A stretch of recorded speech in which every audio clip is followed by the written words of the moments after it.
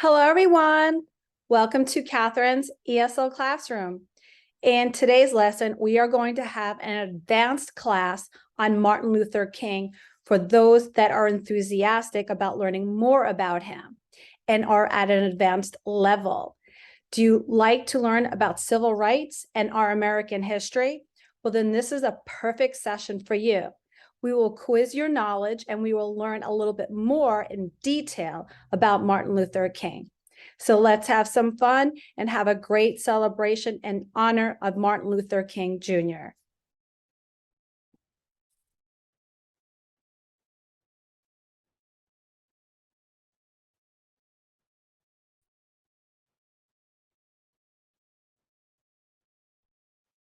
So thank you again, everyone, for joining today's lesson on how much do you know about Martin Luther King Jr. and the civil rights movements. So you know that he is famous, or for those that do not know, about his I Have a Dream. He always incorporated into his speeches, I have a dream. So one of his most famous ones were, I have a dream that one day this nation will rise up and live out the true meaning of its creed. We hold these truths to be self-evident that all men are created equal.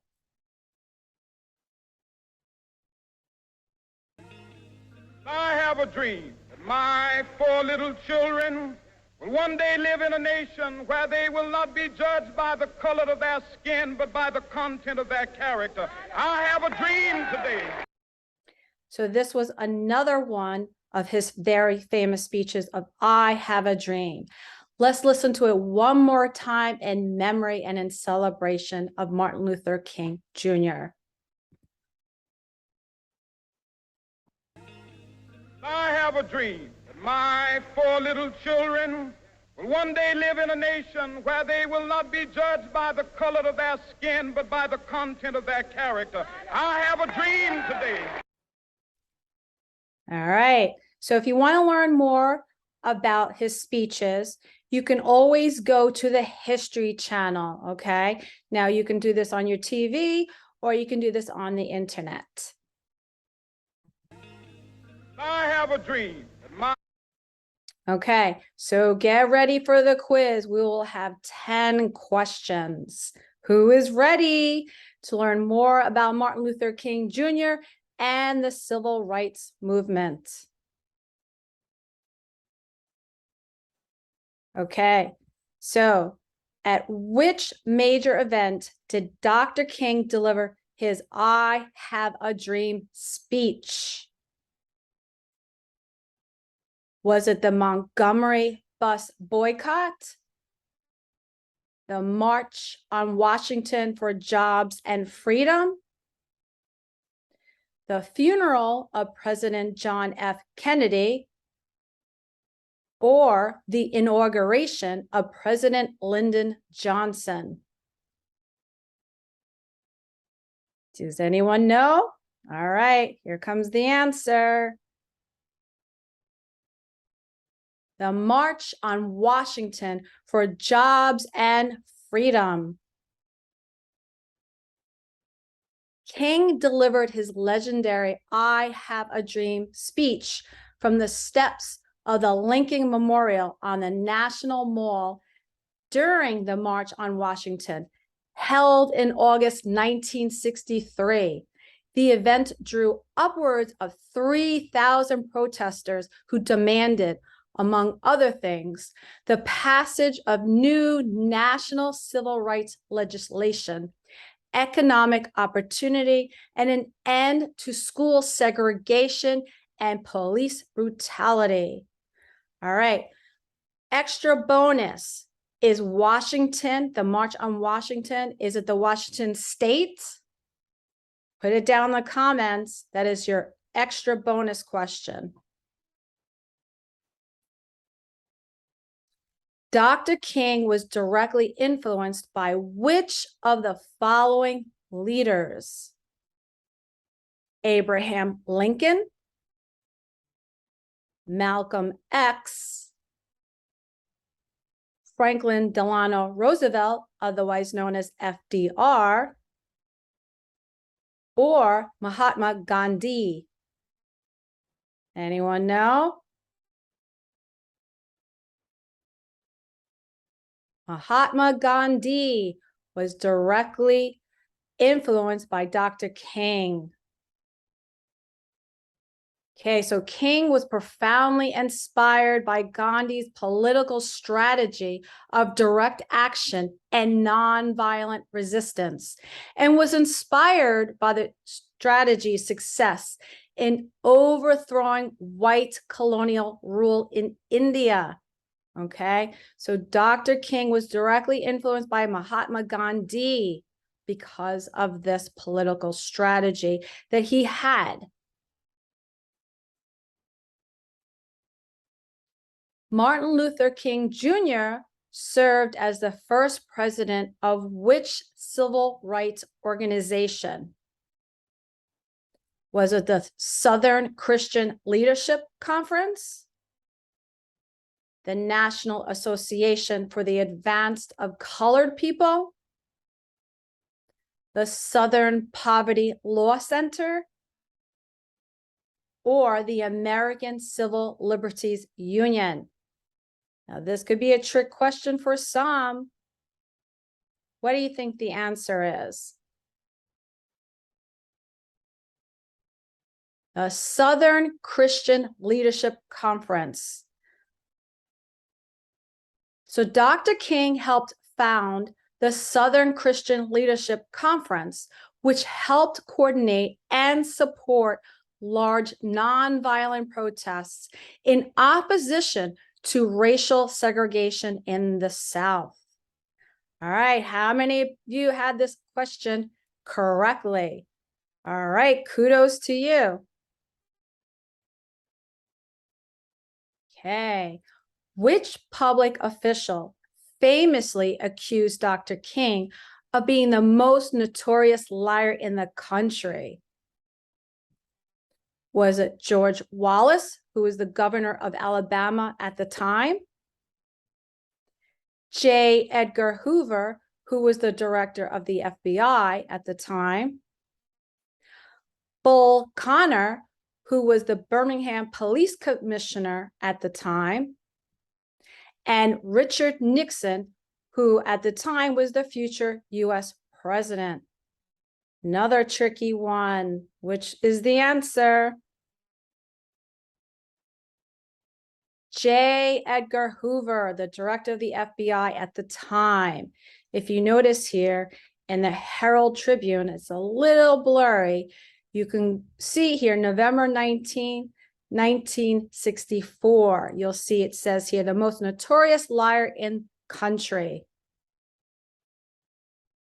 FBI Director J. Edgar Hoover made this inflammatory allegation during a Washington news conference on November 18, 1964. Hoover was openly hostile and vehemently distrustful of King. For years, he directed FBI investigators to obsessively pursue the civil rights leader in a largely unsuccessful effort to uncover evidence of Communist Party involvement or personal transgressions.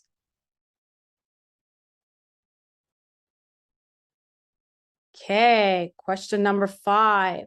In the Brown versus Board of Education decision, the Supreme Court ruled it unconstitutional to force anyone taking public transportation to give up his or her seat, establish racially segregated public schools, prevent any registered adult from voting, or deny anyone a public library card. Now remember, this is Brown versus Board of Education, so kind of gives it up in the answer. So what do you think the answer should be? That's right. Establish racially segregated public schools. It was unconstitutional in the Brown versus Board of Education decision. This was Supreme Court ruled. Can't get any higher than this, right? In Brown versus Board of Education of Topeka, the 1954 landmark decision, the Supreme Court declared any existing state laws that established racially segregated public schools to be unconstitutional. The Brown decision stated that the separate educational facilities are inherently unequal. Segregation, it ruled, violates the Equal Protection Clause of the 14th Amendment of the United States Constitution. The ruling opened the door to racial integration and helped spark the civil rights movement. All right. Woohoo! Okay, number 6. What influential civil rights protest did Rosa Parks help kick start? Was it Bloody Sunday? The March on Washington? The Montgomery bus boycott? Or the Selma to Montgomery march? Which is the answer? The Montgomery bus boycott. Now, on December 1st, 1955, Rosa Parks, a seamstress who had previously been involved in local civil rights campaigns, was arrested for refusing to give up her seat to a white man on a public bus in Montgomery, Alabama. Shortly thereafter, Dr. King helped organize and lead the Montgomery bus boycott, which lasted for more than a year, so about 381 days, and ended in a ruling by a United States District Court that prohibited forced racial segregation on the city's buses. It also led to a 1956 Supreme Court decision banning segregation on public transportation. Woohoo! Okay, so you'll see here the seat on it's Rosa Parks. Okay, she refused to give up her seat. So this led to the 1956 Supreme Court decision banning segregation on public transportation. All right, Rosa Parks and Martin Luther King.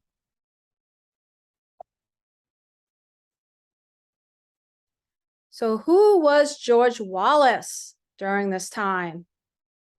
Was he a major civil rights leader who worked with Dr. King? Was he the first protester killed during the Bloody Sunday police attacks?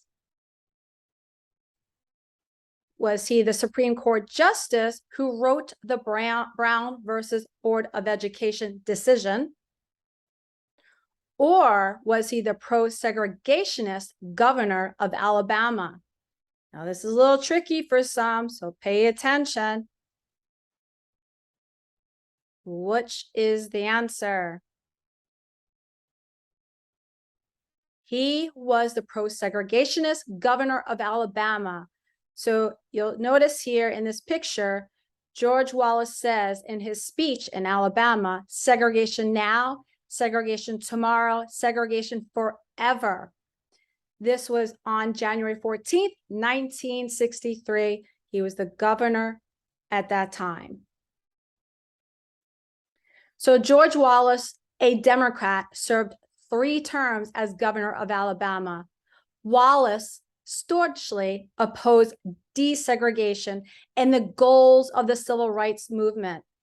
In his 1963 inauguration speech, he notoriously said, segregation now, segregation tomorrow, segregation forever. Wallace also ran for president on 3 different occasions.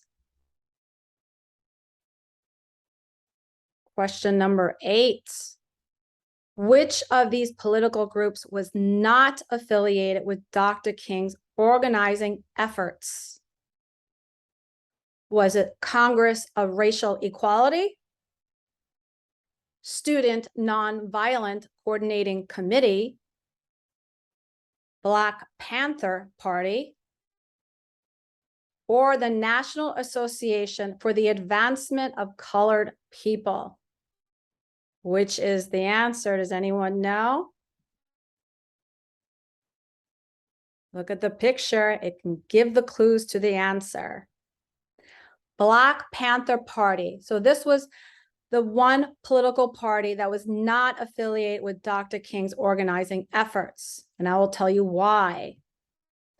The Black Panther Party for Self-Defense was founded in Oakland in 1966 as a revolutionary militant Black Power organization with the central mission of protecting Black communities from police brutality and injustice.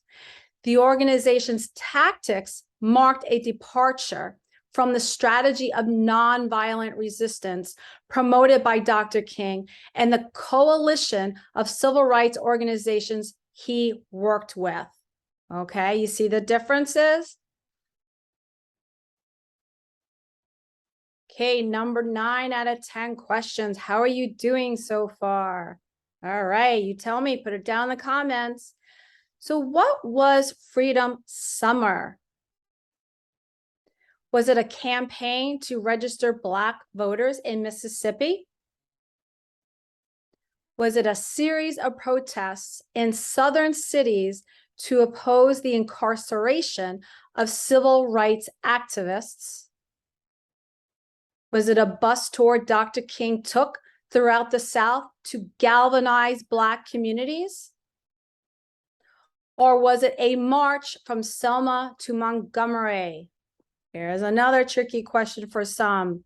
So which is the answer? So Freedom Summer was a campaign to register Black voters in Mississippi. Also known as the Mississippi Summer Project, the 1964 campaign was an effort to register Black voters in Mississippi.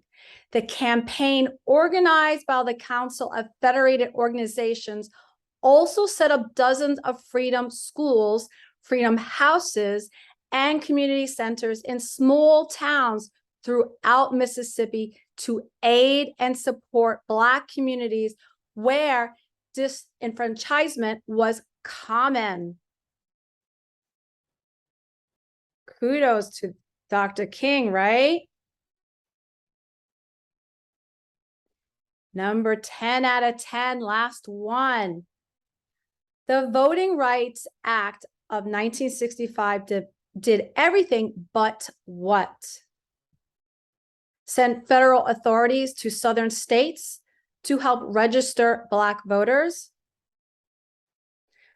made it unlawful for certain jurisdictions with a history of discrimination to change any voting procedures without federal approval,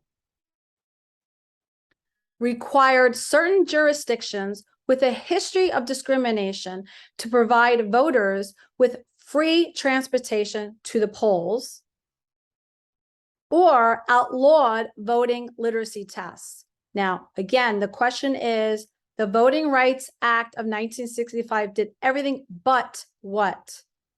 Okay, did everything but. Which is the answer? Think about it. Think about it. So which is the answer?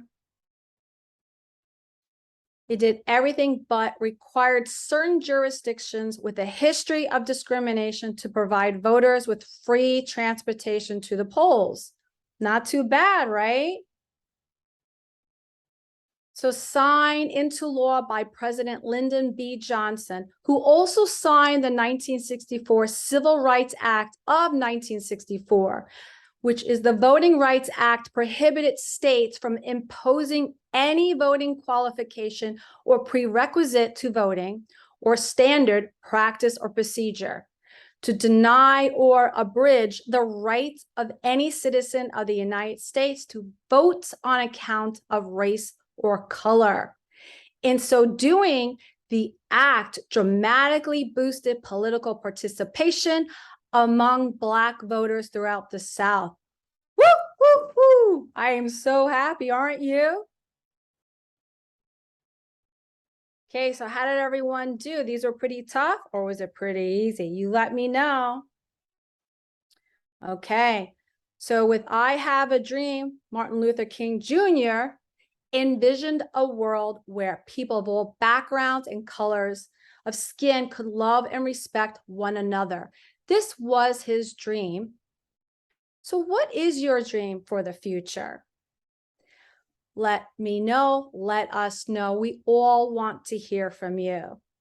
So thank you everyone for participating in the advanced level in celebration and in honor and memory of Martin Luther King Jr.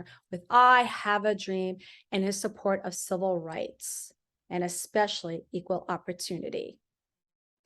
So thank you again, everyone. Any questions, comments, please, and please love this channel because we love you too.